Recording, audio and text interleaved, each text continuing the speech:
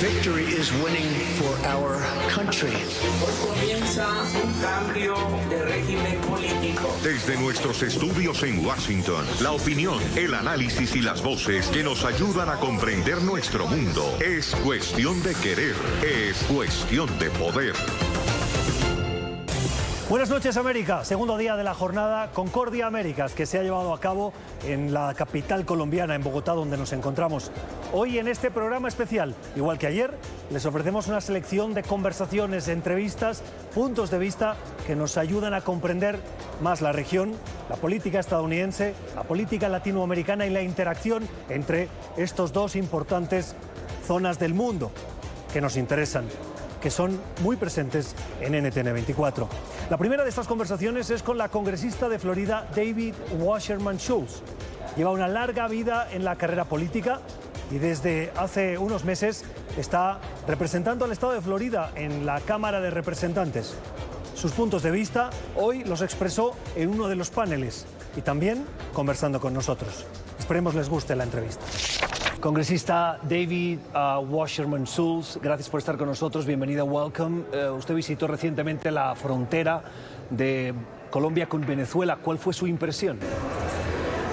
Para mí fue una situación muy perturbadora. Yo represento el grupo más grande de venezolanos en los Estados Unidos y también represento un gran grupo, uno de los más grandes grupos de colombianos en Estados Unidos, así que ellos están muy preocupados por la crisis en Venezuela, sobre el impacto en Colombia, así que ir para la frontera para mí fue muy importante. Estuvo lleno de información y ver de primera mano que Maduro está bloqueando el acceso a la ayuda humanitaria, impidiendo que personas vayan y vengan y busquen cuidado sanitario realmente, y ha creado condiciones horribles para su propio pueblo, haciéndolos morir de hambre en muchos casos. Es inaceptable y estoy apoyando que continuemos haciendo todo lo que podamos para asistir a Colombia y a la región y a nuestros compañeros internacionales para lograr que Venezuela regrese a una transición democrática. ¿Cómo valora la respuesta de esta administración con la situación en Venezuela y con Nicolás Maduro?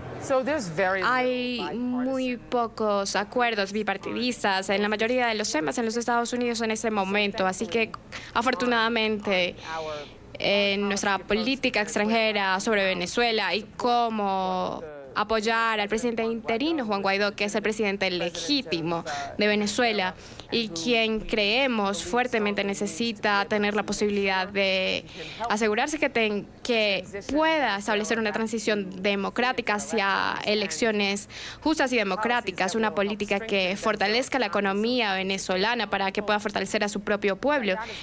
Ahí es un área en la que nuestra política, en la que tenemos acuerdos, una transición política de regreso al poder. Maduro necesita reconocer que él está abusando de su propio pueblo, necesita irse.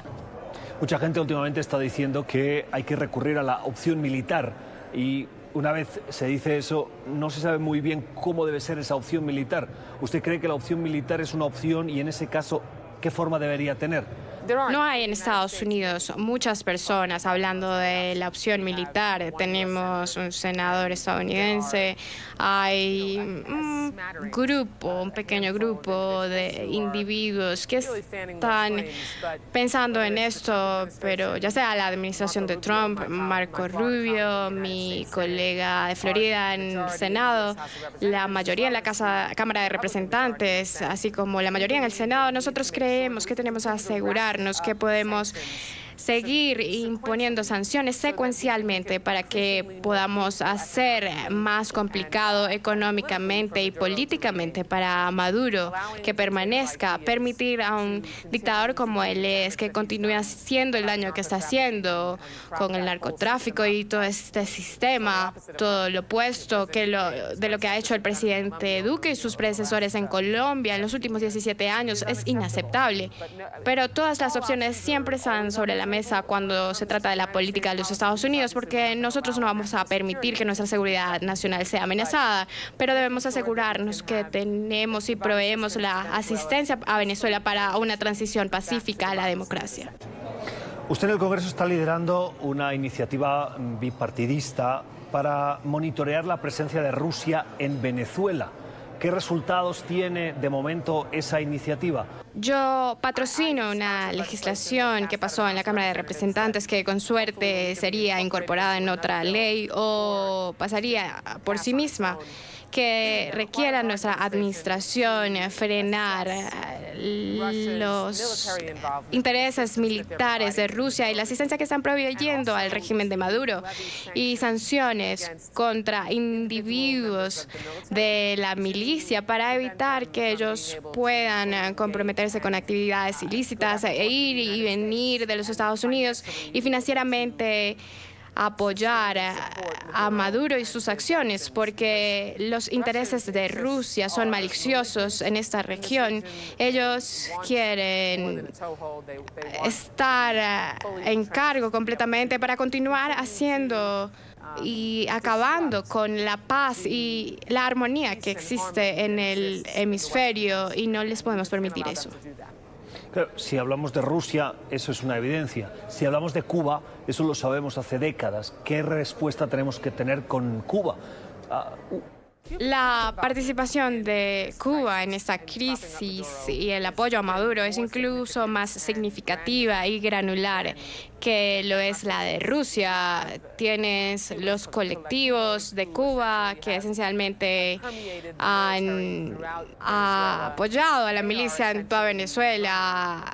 Están prácticamente dirigiendo la milicia venezolana y las fuerzas de Maduro. Mi preocupación es que los Estados Unidos ha restablecido las relaciones diplomáticas con Cuba y ellos no han hecho nada en su propio país para demostrar que van a hacer cambios, para cuidar de su propio pueblo, y ahora están creando esta crisis en otro país, en el hemisferio, y eso no es aceptable. Yo creo y estoy de acuerdo con las decisiones de la administración de Trump para poner presión en Cuba para retirarse de Venezuela. ¿Cómo puede ayudar Estados Unidos a Colombia en ese reto con Venezuela? Bueno, porque hay 1.2 millones de venezolanos que han huido a Colombia ahora, obviamente, dada la implementación que está haciendo Colombia con el proceso de paz. Ellos no pueden hacer esto por sí mismos. Tenemos una gran relación con Colombia. El presidente Duque ha sido el mayor líder en Latinoamérica y ha hecho un gran progreso. Y los Estados Unidos, yo creo que nosotros debemos proveer asistencia a Colombia para mitigar esta situación en la asistencia que están proveyendo y la absorción con la que han tenido que lidiar financieramente hablando al cuidar o a absorber esta crisis humanitaria, al absorber tantos venezolanos. Una de las principales críticas que tiene esta administración con Colombia es la extensión del cultivo de la hoja de coca y la producción de cocaína. El presidente Trump ha sido muy crítico, expresando públicamente esa preocupación y haciendo responsable al gobierno de Iván Duque que tiene que hacer más. ¿Comparte esas críticas? No podría estar menos de acuerdo con la descripción del presidente Trump sobre el presidente Duque y las acciones de Colombia, que sugieren que él no ha hecho nada para detener el flujo de drogas fuera de Colombia. Esto es absolutamente incorrecto, totalmente incongruente con lo que yo he visto.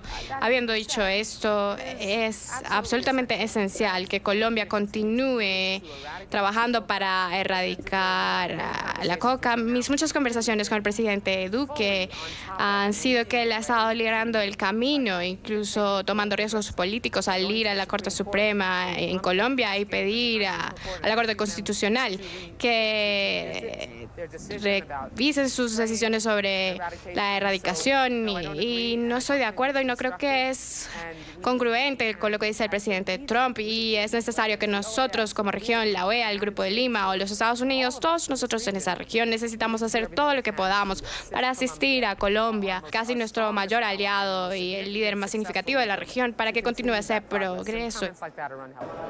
Dos preguntas antes de terminar. Una, en la Cámara de Representantes ustedes están liderando diversos comités que avanzan investigaciones relativas a la trama rusa. Algunos de sus colegas han pedido ya públicamente que se avance en un juicio político o lo que se dice en inglés un impeachment al presidente Donald Trump. ¿Comparte usted la necesidad de abrir ese proceso de juicio político? Yo creo que definitivamente nosotros necesitamos asegurarnos de que podamos conducir nuestro trabajo como una rama del gobierno de los Estados Unidos, la administración de Trump y sus respuestas o la ausencia de ellas, rehusándose a darnos el reporte completo redactado sobre Mueller y que nosotros podamos llegar al fondo de lo que pasó y todas las herramientas que tenemos a nuestra disposición para tratar de que se responsabilice por sus acciones y que responda a las preguntas de nuestros votantes para que podamos aclarar la interferencia de Rusia en nuestras elecciones en 2016 y evitar que eso se repita es esencial. Ciertamente yo no me adelantaría a un impeachment, pero no lo sacaría de la mesa. Una última pregunta respecto a la relación con China.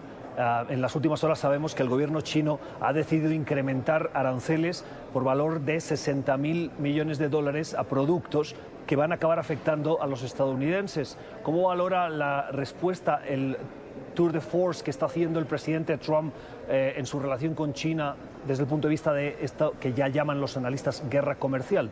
Es algo muy frustrante ver que el presidente Trump no reconoce que su guerra comercial, que ha escalado, no está haciendo nada excepto por afectar a nuestros granjeros, a los consumidores, incrementando los precios por unos $100 inclusive en algunos casos. Estos son aumentos que son dolorosos, que absorben nuestro propio pueblo y conducir nuestro comercio de una forma bilateral. Ciertamente debería haber un martillo que nosotros pudiéramos usar y China ciertamente no ha sido muy receptivo y ha sido dramáticamente irresponsable de la forma como están conduciendo sus negocios.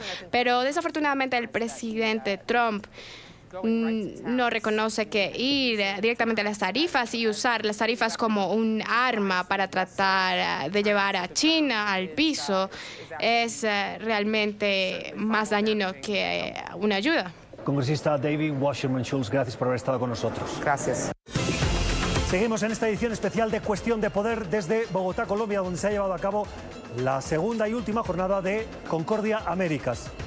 En las conversaciones de hoy, aquí en este foro, se han escuchado las voces de las políticas en femenino, las mujeres que están al frente de gobiernos, de responsabilidades de gobierno, como la de Epsi Campbell, la vicepresidenta de Costa Rica, que hablaba fundamentalmente del reto de empoderar a la mujer y qué impacto tiene esto en el futuro de las sociedades latinoamericanas. Epsi Campbell, vicepresidenta de Costa Rica, gracias por estar con nosotros, bienvenida.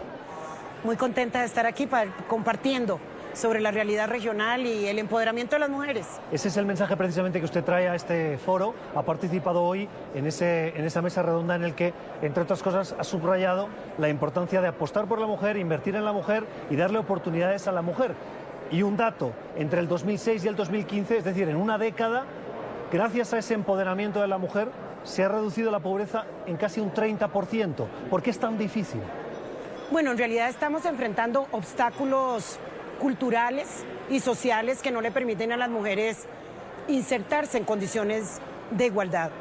Pero los datos son contundentes. Si hablamos de democracia, si hablamos de desarrollo económico, si hablamos de los temas culturales, solo es posible hacerlo si pensamos en una sociedad donde las mujeres y los hombres participemos en condiciones de igualdad. Y tiene que ver con esta lógica de incorporar a más mujeres en los mercados de trabajo, de pensar en el crecimiento económico de nuestros países. El Foro Económico Mundial plantea que el crecimiento de nuestros países en el Producto Interno Bruto podría aumentar entre un 16 y más de un 30%. Perdón, si incorporamos a las mujeres. Eso quiere decir que incorporar a las mujeres en la economía es un buen negocio, que empoderar a las mujeres es un buen negocio económico. No solamente es un tema de derechos y de justicia, sino que es un tema de resultados económicos que beneficia a la sociedad como un todo. Habla usted de obstáculos. ¿Uno de esos obstáculos es el machismo? Sí, efectivamente todavía enfrentamos barreras machistas, prejuicios contra las mujeres. No obstante, yo tengo siempre una mirada positiva. Creo que las nuevas generaciones... ¿Hay miradas positivas con el machismo? Hay miradas positivas sobre la transformación de las conductas machistas en la sociedad. Y la apuesta es que esas conductas machistas podamos erradicarlas. Digo, cada vez las nuevas generaciones, los hombres más jóvenes, tienen mayor sensibilidad a temas que sus padres y abuelos no tenían sensibilidad. Cada vez más la sociedad apuesta en esas generaciones de menos de 25, menos de 30, a que ese desarrollo en igualdad de condiciones con las mujeres beneficia también a los hombres. De manera que todavía estamos en una sociedad que tiene estereotipos y que tiene conductas machistas. Pero si miramos a futuro, si pensamos en los objetivos de desarrollo sostenible, si pensamos que esto se trata no solo de medidas del Estado, que son imprescindibles, medidas de los organismos internacionales, contribución de los medios de comunicación en toda su extensión. Si pensamos en eso y nos damos cuenta que efectivamente los datos nos están diciendo que necesitamos a más mujeres en puestos de decisión, dirigiendo empresas, contribuyendo desde la población económicamente activa, creo que también vamos a ir superando con el tiempo esa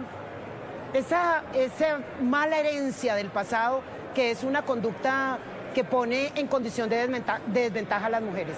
¿Qué influye más en perpetuar el machismo? ¿La pobreza o la ausencia o la falta de educación?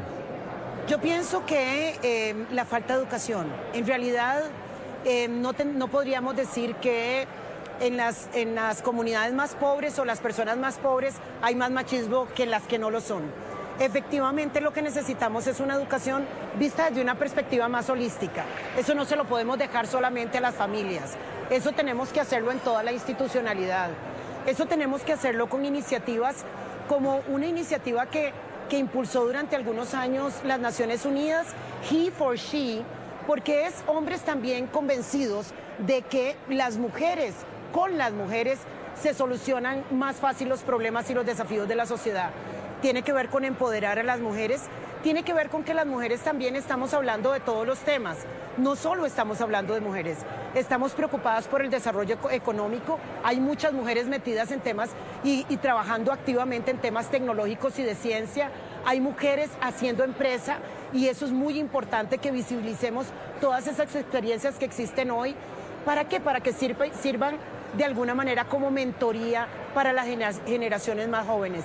De verdad que una tiene que tener una gama de acciones que vayan contribuyendo a fortalecer la democracia, porque a veces pensamos que el tema de las mujeres es un tema separado. Esa es la agenda de las mujeres, los otros temas son los temas importantes. No, cuando hablamos de democracia y hablamos de representación, estamos hablando de que la representación tiene que estar manifestada en la diversidad de la sociedad, y la diversidad de la sociedad parte en primera instancia en que somos mujeres y hombres, pero también las otras diversidades, la diversidad étnica, cultural, la diversidad por orientación sexual, la diversidad religiosa, muchas otras diversidades. Entonces, en efecto, necesitamos empujar estos temas pensando que democracia tiene que ver con inclusión. Desarrollo económico, pensemos en América Latina, desarrollo económico rural, acceso a recursos productivos. Eso también tiene que ver con las mujeres y los hombres. Además de este mensaje que usted trae a Concordia, hay otras cuestiones de la actualidad que también nos interesan, y particularmente en Costa Rica uno de los principales problemas que desde hace unos meses están enfrentando su gobierno es el de Nicaragua con el país con el que son ustedes vecinos. Han tenido que recibir, porque han salido perseguidos por el régimen de Daniel Ortega, y refugiarse en Costa Rica. ¿Cómo valora la evolución de ese, no sé si decir, mal llamado proceso de diálogo que se ha estancado 300 veces y que vuelve a ponerse sobre la mesa y que no acaba de dar resultados? Nosotros en realidad, y quisiera ponerlo en el tono que lo puso usted al principio, lo que el país ha hecho es generar una serie de respuestas específicas en el territorio nacional a una realidad que vive Nicaragua. Yo tengo como responsabilidad el desarrollo de la zona norte de mi país, porque ahí hay una gran cantidad de oportunidades, pero también necesitamos generar una especie de contención para los temas migratorios, porque efectivamente la situación nicaragüense hace que las consecuencias de esa situación política y social tiene impactos económicos que hace que la gente se encuentre con la necesidad de desplazarse para buscar cómo resolver los temas más elementales. El país tiene y ha hecho un esfuerzo muy importante junto con organismos internacionales para dar respuesta a las solicitudes de refugio. El país está impulsando una serie de acciones económicas que permitan desarrollo económico que pueda insertar a todas estas personas, además de insertar a las personas de nuestro propio país en oportunidades económicas. Y realmente nosotros, evidentemente, quienes más deseamos que haya un resultado positivo de la situación que vive Nicaragua es Costa Rica. ¿Dónde está el límite en la generosidad costarricense con los nicaragüenses? Bueno, realmente usted sabe que estas cosas el país tiene la obligación de responder porque la realidad nos rebasa. Las personas muchas veces entran de manera irregular. Nosotros tenemos un esfuerzo para tener custodiadas nuestras fronteras, pero son fronteras tremendamente porosas. Nosotros estamos buscando ayuda y cooperación internacional porque entendemos que la realidad de Nicaragua no es una realidad que Costa Rica la pueda llevar solamente en sus hombros. Tanto países como organismos multilaterales tienen que mirar esa realidad como un tema que hay que atender, porque además no solamente Nicaragua, tendríamos que decir que muchas personas ya están mirando el sur de Centroamérica como una opción, en tanto que las fronteras del norte se empiezan a cerrar. ¿Este apoyo internacional que usted reclama se está cumpliendo? ¿Tiene que incrementarse? Sí, hay que incrementarse. Hay organizaciones de las Naciones Unidas que vienen haciendo un esfuerzo importante, la OIM, ACNUR, el propio Programa de Naciones Unidas para el Desarrollo, el propio secretario general, pero pensamos que con una acción coordinada mayor vamos a poder canalizar muchos mayores recursos para enfrentar esa realidad. Una última cuestión sobre Venezuela. Costa Rica forma parte del Grupo de Lima, un Grupo de Lima que ha visto como México y como Uruguay, por ejemplo, tienen posiciones divergentes respecto a la respuesta del resto de países. ¿Cuál cree que es el próximo paso en la crisis venezolana? Bueno, dichosamente Costa Rica, a través de la Cancillería del canciller Manuel Ventura y del presidente Carlos Alvarado, han hecho una cosa que es extraordinaria. Costa Rica no solo está en el Grupo de Lima, sino que también está en el Grupo de Contacto. Y ha buscado una serie de soluciones que permitan juntar esas visiones que a veces son visiones que se contraponen para efectivamente contribuir de manera positiva a una realidad que cada vez se convierte en una realidad mucho más angustiante para los ciudadanos y ciudadanas venezolanas.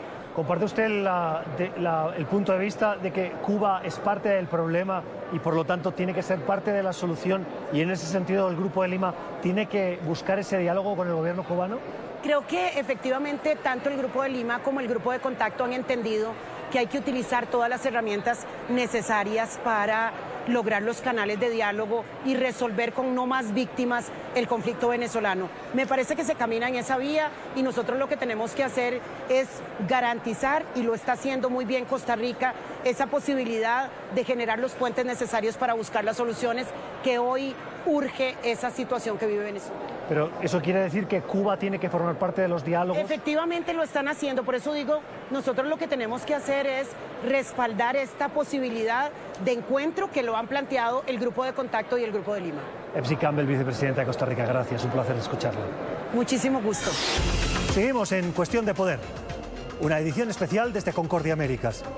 En estos 2 días hemos escuchado que los retos principales de América Latina son muchos, pero hay uno que hace referencia a la seguridad, y particularmente vinculado la seguridad en Venezuela, pero también ese llamado constante de la administración estadounidense, la que sea demócrata o republicana, a la amenaza a la seguridad nacional.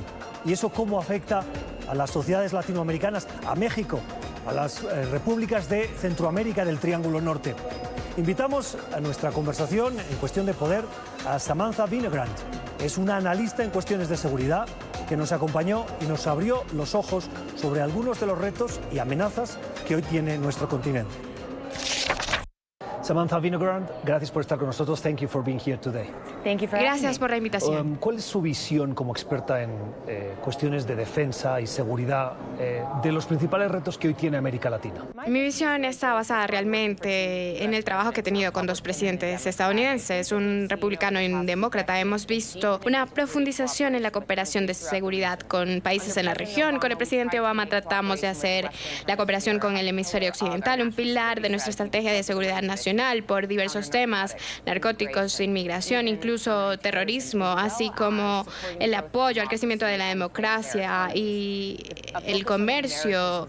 Esto fue una gran parte de lo que hicimos. Creo que la pregunta ahora, como una analista de seguridad, ¿podemos remover la política de la conversación de los Estados Unidos cuando vemos asistencia de seguridad en América del Sur y Centroamérica? Podemos tener una conversación analítica sobre lo que estamos haciendo con los gobiernos en esta región. Y finalmente yo diría, hay muchos cambios políticos en juego en este hemisferio, ya sea en los Estados Unidos, en Brasil, en México.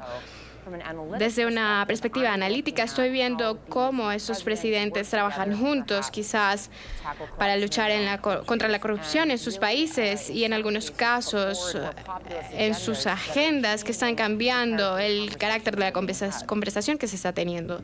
Dos administraciones de color distinto, republicanos y demócratas, y hay un sentir general cuando se mira la política estadounidense con América Latina y es el patio trasero.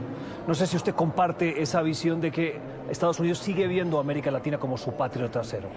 Yo no creo que es el patio trasero, yo creo que es una relación mutuamente dependiente y beneficial en sentidos iguales. Es un patio trasero en el sentido de que estamos realmente conectados con América Latina y lo que pasa allí impacta a Estados Unidos para bien y para mal. Por eso tenemos que trabajar en temas que fortalezcan la democracia en el hemisferio occidental. Por eso tenemos que trabajar en inmigración, en narcóticos. Yo lo veo como algo positivo. La administración actual lo usa como algo negativo. La conversación se trata más de todas las cosas malas en América del Sur y América Central que están llegando al norte, en vez de mirarlo como algo en lo que podemos trabajar juntos para solucionar estos temas y establece un tono que le da color a lo que está pasando, ya sea que el Departamento de Estado, el Departamento de Defensa están trabajando juntos. Tenemos estos mensajes que dicen que lo que está pasando en el sur es malo y tenemos que solucionarlo. ¿Cree usted que el presidente Trump no ve o no quiere ver las cosas positivas que le ofrece hoy América Latina para Estados Unidos? Bueno, él tiene una buena relación, así lo dice, con el presidente de Brasil. Está tratando de tener una buena relación con el presidente de México. Tenemos que ver todo lo que dice el presidente Trump a través de un lente político y su campaña para 2020. Eso no es así para mí. Yo trabajé para el presidente Bush, para el presidente Obama, y ellos veían estas cosas de manera analítica, veían eso en términos de cooperación. El presidente Trump está tratando de ser reelegido, así la conversación se trata de muros en la frontera y terroristas pasando la frontera, drogas entrando al país, lo cual en algunos casos no tiene sentido. Creo que las conversaciones son un nivel más bajo, están continuando, pero el presidente está enviando este mensaje en lo más alto de que todo está mal. Y la pregunta es quién ganaría en 2020, y con suerte será un demócrata, en mi opinión personal, y si podemos llevar al trabajo que se estaba haciendo en ese nivel. Cuando hablamos de seguridad y hablamos de narcóticos, hablamos del muro. El presidente Trump ha insistido en que ese muro es necesario para hacer frente a la entrada de narcóticos y a la llegada de inmigrantes ilegales que él vincula a inseguridad en Estados Unidos. ¿Es la solución el muro? El muro ciertamente no es la solución. Tenemos dos temas con los que tenemos que lidiar. Uno es los conductores de inmigrantes ilegales en América Central, América del Sur. Y tenemos una crisis en Venezuela que está causando flujo masivo de migración. Este país, Colombia, desde donde hablamos hoy, está luchando con esto, pero tenemos problemas en Honduras, Guatemala y los países del Triángulo Norte. El presidente Trump ha hecho lo opuesto de lo que dijo que iba a hacer para lidiar con este problema. Ha recortado la asistencia de seguridad en los países del Triángulo Norte, que es apoyar las fuerzas de seguridad, el tema económico, reducir el crimen y ese tipo de cosas. Es solo lógico que los flujos de migración aumenten en esos países países en vez de bajar. Al mismo tiempo, mientras lidiamos con el problema de los conductores de los inmigrantes ilegales, los Estados Unidos necesita una reforma migratoria completa, lo dirían los demócratas y los republicanos. Un muro no va a solucionar esto, no va a detener la inseguridad en El Salvador, que está haciendo que madres e hijos vayan al norte y crucen la frontera con México para llegar a los Estados Unidos. Creo que el presidente Trump está enfocado en una venda que es una solución temporal, que no es una estrategia a largo plazo. Una de las políticas que más claramente expresan esa dureza del presidente Trump y de esta administración con la América Latina es la de Venezuela. Me gustaría pedirle su opinión y particularmente si la situación en Venezuela responde al criterio de que es una amenaza para la seguridad nacional en Estados Unidos. Ciertamente es una amenaza de seguridad nacional cuando tienes millones de personas huyendo de su país por la inseguridad, dentro de donde, como tú dijiste, en nuestro patio trasero. La crisis humanitaria en Venezuela es terrible. Estoy complacida de que la administración esté lidiando con esto, que la administración de Trump, más de 50 países, hayan reconocido a Juan Guaidó como el presidente legítimo de Venezuela, alineado con la Constitución. Hay una pregunta de por qué el presidente Trump ha escogido enfocarse en Venezuela cuando hay otros tantos países con crisis humanitaria en el mundo y con líderes despóticos. Hay un vínculo político entre Nicolás Maduro y el socialismo, que es lo que el presidente ve como su mayor amenaza en los Estados Unidos. Ha hablado del socialismo constantemente, ha señalado a Bernie Sanders y otros. Así que creo que hay un vínculo allí, pero la administración ha tomado una buena decisión al apoyar al presidente legítimo, Juan Guaidó. La pregunta es si esa estrategia está funcionando y ahora no hemos visto que haya sido así. Y con lo que la administración estaba contando, el secretario Pompeo y John Bolton han dicho que miembros del régimen de Maduro no se pasaron a la oposición al régimen, como lo dijeron, y eso me hace preguntarme cuál es la inteligencia detrás de toda esta estrategia y cuáles son las otras opciones. Hemos sancionado a PDVSA, a oficiales de Maduro. La opción militar no es viable, no hay opciones legales para esto y sería un gran costo de vidas humanas. Así que la pregunta es si es una estrategia o si hay otras herramientas. ¿Cree usted, recomendaría usted al presidente al que usted asesorase recurrir a la opción militar? Yo sacaría la opción militar de la mesa. Constantemente se habla de que todas las opciones están sobre la mesa porque quieren asustar a la persona con la que están hablando, pero la opción militar no va a tener el apoyo del Congreso, no hay una base legal actualmente. Quiero resaltar el actualmente para una opción militar que va a terminar en grandes bajas humanas en Venezuela y honestamente le da a Maduro algo de lo que hablar. Él puede decir que los Estados Unidos lo está amenazando, puede decir que necesita apoyo de Rusia, de China, de Cuba, por una respuesta militar de los Estados Unidos. Esa es la excusa que puede seguir usando para recibir este apoyo. Una última pregunta respecto a la guerra comercial que el presidente Trump ha abierto con el incremento de aranceles al acero y al aluminio. En las últimas horas China ha incrementado esos aranceles por enésima vez en esta escalada que ya se considera una guerra comercial. ¿Cree que esto puede derivar en una amenaza para la seguridad nacional en Estados Unidos? Creo que ya lo es. Creo que la guerra comercial es una amenaza a la seguridad nacional de Estados Unidos por dos razones al menos. Una, ¿dónde está la punta del iceberg en el impacto económico de esas tarifas? El impacto económico de las tarifas que China nos ha puesto a nosotros y la que nosotros hemos puesto en los bienes de China van a verse durante meses. El presidente le quiere decir que China paga por esas tarifas, pero desde el punto de vista estadounidense, los consumidores están sintiendo esas tarifas, son los afectados.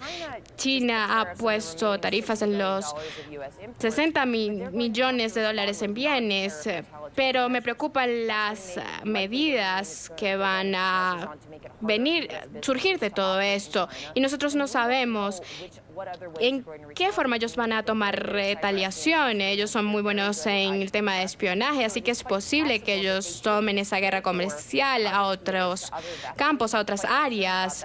Me temo por sus capacidades de ciberespionaje. Deben estar preocupados los gobiernos de América Latina por esta guerra comercial. ¿Cómo les puede afectar? Esto debería ser una preocupación para cada economía. La economía global va a ser un rehén de esto. Estamos viendo los impactos secundarios de esta guerra comercial en Europa, los destinos de exportación en ambos lados, la economía china y estadounidense están sufriendo y eso va a impactar en América Latina. Si las partes de China se convierten en más caras para importar, eso va a impactar en todos nosotros y sinceramente yo espero que el presidente Trump y Xi Jinping puedan llegar a un alto al fuego, al menos cuando se reúnan en el G20 en Japón. Por los momentos el asunto está reducido a 150 páginas. Quizás ellos puedan tomar partes de esto para que la economía se pueda restablecer. Samantha Vinegar, gracias por haber estado con nosotros. Terminamos esta cuestión de poder especial con el debate, los puntos de vista que se complementan, que nos enriquecen, de dos analistas políticos, dos analistas que nos han acompañado varias veces en cuestión de poder y que hoy nos reunimos aquí en Concordia. Juan González, que además hoy asesora al centro Penn Biden, y Arnulfo Valdivia, que fue embajador de México en Colombia. Ambos compartieron sus puntos de vista sobre diversas cuestiones de la actualidad. Juan González, Arnulfo Valdivia, gracias por estar con nosotros. Gracias, Gustavo. Quiero comenzar por una noticia que se ha producido hoy, no precisamente en este hemisferio, sino en Rusia, donde el responsable de la política exterior estadounidense se ha reunido con su homólogo ruso y luego con el presidente Vladimir Putin. Mike Pompeo y Putin han hablado sobre diversos retos geopolíticos que tienen ambas naciones y particularmente la cuestión de Irán. Pero lo que han hecho ambos es asegurar que, al menos por parte de Rusia, quieren trabajar en recuperar la relación de confianza, si es que alguna vez existió, entre las dos naciones. Juan, ¿es posible pensar en una recuperación de confianza? Gustavo, no me la creo. En realidad, mira, Vladimir Putin es un experto en el manejo de inteligencia y ellos están jugando un juego de ajedrez. Reconozcamos aquí que en la elección del 2016 se metieron para influir el resultado. Estamos en varios conflictos asimétricos con Rusia a través del mundo. Y el ejemplo de Venezuela es uno en donde los Estados Unidos y Rusia no van a estar de acuerdo. Entonces yo creo que esto es retórica, tal vez tratando de aún ayudar al presidente Trump antes de las elecciones del próximo año. Pero en la realidad es que los intereses de los Estados Unidos y los intereses de Rusia están totalmente opuestos y no darán la oportunidad de llegar a restaurar una amistad bilateral positiva. ¿Puede tener interés Estados Unidos en esa relación de recuperar la confianza con Rusia? A ver, yo creo que yo estaría de acuerdo con Juan en la parte de que esto me suena más a retórica diplomática de dos cancilleres que a algo concreto. Rusia y Estados Unidos tienen un diferendo muy claro, por ejemplo, en el tema Venezuela. Es un tema muy inmediato, es un tema muy inminente. Las decisiones que se van a tomar en próximos días, en próximas semanas, alrededor del tema, por ejemplo, Venezuela, no por mencionar, sin mencionar temas como Irán, etcétera.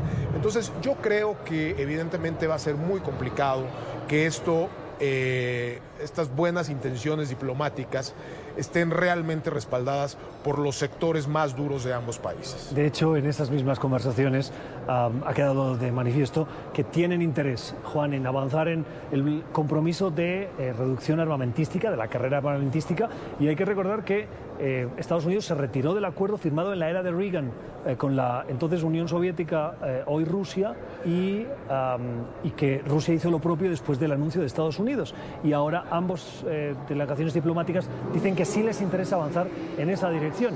¿No es una contradicción? No hace ni 6 meses que pasó eso.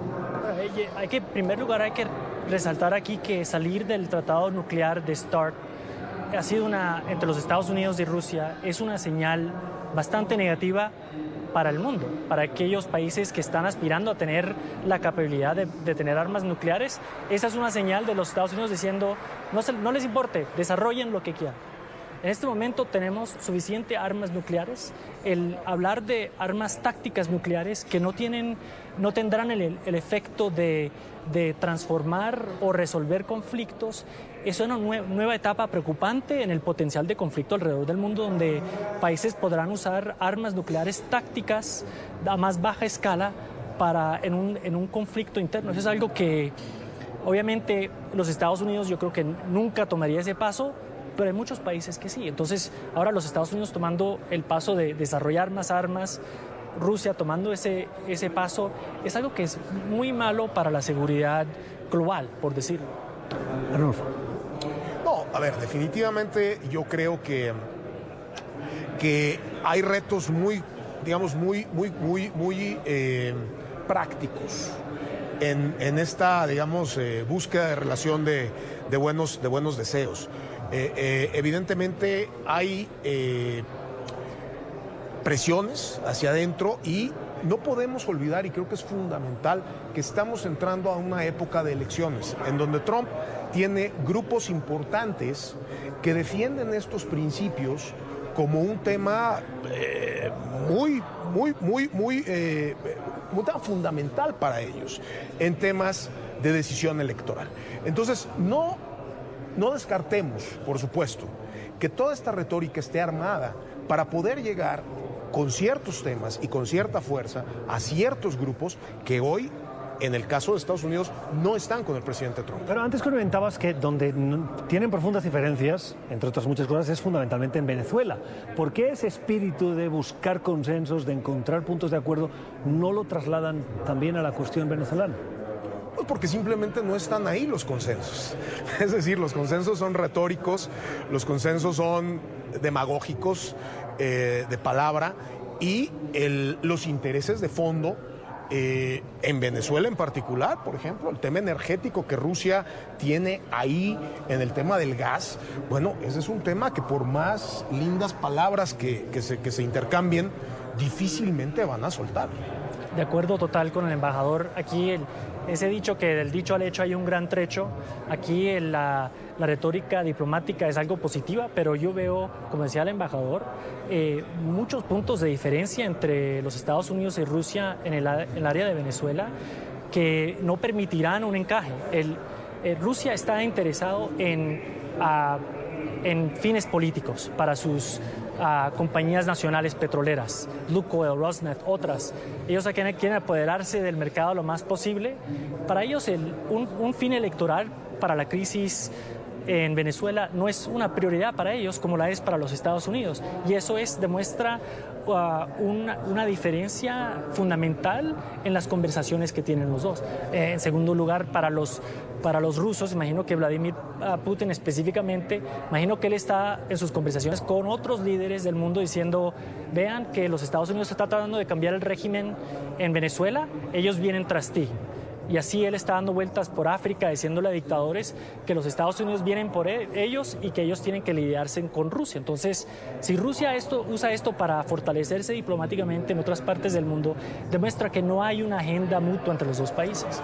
Cambio de asunto. Hoy se ha conocido que el liderazgo demócrata en el Senado ha anunciado la reintroducción en el proceso legislativo de una legislación que busca hacerle frente a las causas reales, originales de la inmigración en Estados Unidos. Está liderado por el senador Dick Durbin y busca precisamente atender las causas reales de la violencia, la pobreza, la marginación de las comunidades de migrantes que surgen del Triángulo Norte, Guatemala, Honduras y El Salvador. Y esto se conoce casi simultáneamente al endurecimiento de la política de Donald Trump con la deportación de familias, que ha dicho que está dispuesto a no solo deportar al individuo que esté en una situación irregular, sino a todo su entorno familiar. Juan, búsqueda de consensos en el Capitolio, pero fortalecimiento de esa mano dura por parte de la administración. El senador Dick Durbin es alguien que tiene una muy buena reputación. Él recordemos que en el 2013, él trabajó como parte del grupo de 8 senadores republicanos y demócratas para pasar una legislación que pasó por 60 votos en el Senado, que era comprensiva en la forma que buscaba fortalecer la seguridad fronteriza, muros donde se necesitaban, otras tácticas donde no, pero también buscaban resolver y reformar las leyes migratorias del país. Y 3, enfocarse en ayudar a los países de origen, crear una situación donde los inmigrantes no querrán salirse del país. Entonces Durban tiene una muy buena reputación para avanzar una iniciativa bipartidista, pero como tú bien dices, esto va a chocar en contra de las realidades políticas donde el presidente y su base benefician de identificar a los inmigrantes como narcotraficantes, violadores, criticar a México, que es un aliado estratégico muy importante para nosotros. Eso va a ser muy difícil porque al fin del día esta conversación tiene que ser basada en los hechos. Y ahorita la retórica política es una donde nos está distrayendo del tema. Tengo que terminar, poco tiempo, pero este verano, en junio, hay elecciones locales en México. Como ex embajador mexicano, como mexicano, va a ser un termómetro para ese inicio de legislatura del presidente Andrés Manuel López Obrador, que goza todavía de una alta popularidad, pero que a tenor de lo que está entregando, de los beneficios de sus políticas que no se están viendo, puede que la gente exprese también en esas elecciones un voto de protesta. A ver, yo creo que definitivamente va a ser un termómetro las elecciones locales en México. Efectivamente tuvimos un incremento de la popularidad del presidente López Obrador. Ese incremento ya se paró, y no solo se paró, sino que va hacia abajo. Ya empezó a caer su popularidad y efectivamente lo que ha sucedido en México ha sido una clara incongruencia entre el discurso y los resultados. Hay ciertamente áreas también en las que esta incertidumbre que el discurso presidencial ha generado ya se empiezan a ver consecuencias. La caída del empleo formal, la caída de la inversión, la posible caída de la calificación de México crediticia por parte de las calificadoras, etcétera. Son las opiniones de Juan González y de Arnulfo Valdivia, que nos han acompañado hoy en estos puntos de vista encontrados. Gracias por su tiempo. Gracias, Juan. Hasta aquí esta edición especial de Cuestión de Poder. Volvemos mañana. Les deseamos una feliz noche, esperando que hayan aprendido tanto como lo hemos hecho nosotros con nuestros invitados. Que descansen.